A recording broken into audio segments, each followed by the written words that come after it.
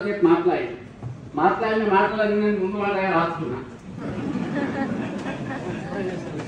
ఆయన ఏమన్నాడంటే ఏం చెప్పాలి ముందు మాట, ఉప్పు కప్పు రంపు నొక్క కోరిక నువ్వు ఏమన్నా అనకపోతే ఇప్పటిదాకా ఆ మాట ఎవడన్నా వాడేవాడా, ఎవరికన్నా తెలిసేదా?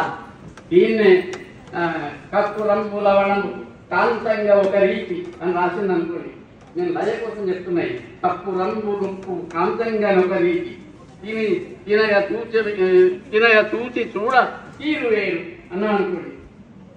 ఇది ఉన్ను తినయ రుద్దుల జాడ వేరు, చూడ రుద్దుల జాడ వేరు అన్న లయకు ఇప్పుడు నేను చెప్పిన లయకు భేదం ఉన్నదా?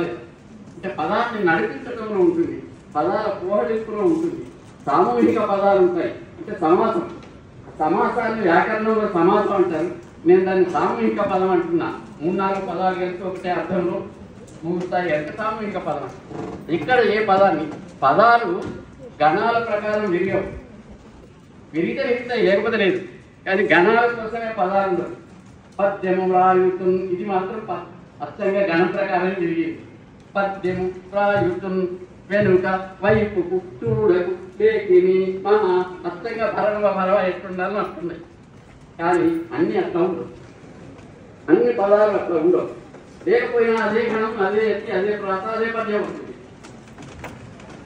పంట పొలాలలోన తెలవారులు నిసురకాసి, పంట పొలాలలోన తెలవారు